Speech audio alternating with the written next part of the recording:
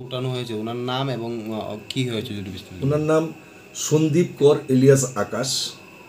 তার এগেনস্টে এলিগেশন হচ্ছে সে ওয়ান অফ দ্য শুটার্স, এবং তাকে আজকে প্রোডাকশন করা হয়েছে with a prayer for 10 days police remand court.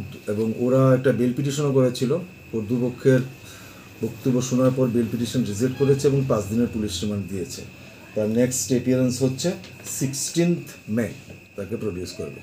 আচ্ছা পুলিশ কোন ইয়েতে তাকে মানে মেন শুটার বলেছে বা কি বিশেষ কিছু কি পেয়েছে বন্দুকটুন্ড? আফটার দ্য ইনসিডেন্ট একটা সিসিটিভির ফুটেজ ছিল, সেই সিসিটিভির ফুটেজ থেকে দেখা যাচ্ছে ও পালাচ্ছে, এবং সুস্মিতাকে যখন অ্যারেস্ট করা হয়ে ইন্টারোগেশন করা হয়, সুস্মিতা তাকে আইডেন্টিফাই করেছে, এবং ওর বাড়ি থেকে একটা সিসিটিভির ফুটেজ দেখা হয়েছে।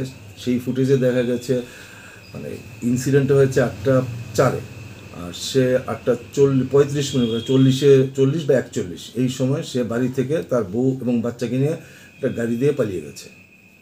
কোন কোন ধারায় মামলাগুলি নথিভুক্ত হয়েছে? তার এগেনস্টে তো সেম 302, 27 আর্মস অ্যাক্ট সবগুলোই আছে, কারণ সে তো one of the prime accused.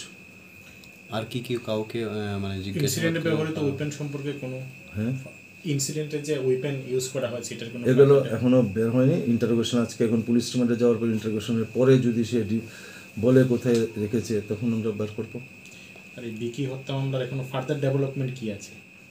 Further development এখন লাস্ট একজন শুটারকে আমরা অ্যারেস্ট করতে পেরেছি, এবং ওর থেকে বিভিন্ন জিনিস যদি আশা করছি পাবো। অন্য যারা এই মাস্টার মাইন্ড আছে সবাইকে আমরা অ্যারেস্ট করার চেষ্টা করছি। মানে আর কতজন আছে বলে মনে আপনারা ইয়ে করছেন? মেন একিউজ তো এখনও অ্যারেস্ট হয়নি, ওর সঙ্গে ওর ভাইটাই আরও আছে, অনেকজন আছে আরও। গতকাল একটা বিষয় আপনি বলেছিলেন যে সুস্মিতা এবং প্রদ্যুৎবাবু পুলিশকে সহায়তা করছেন, এই বিষয়টা নিয়ে ফার্দার পুলিশের তরফ থেকে কি ব্যবস্থাপনা গ্রহণ করা হচ্ছে? না, এখনও তো ইন্টারোগেশন চলছে। ফার্দার পুলিশ রিমান্ডে নিয়েছে গতকালকে, 4 দিনের জন্য দেওয়া হয়েছে। শুধু 4 দিন পরে বোঝা যাবে তারা কি কতটুকু করলো। রাস্তা ভাই আস্তে আস্তে আস্তে আস্তে আস্তে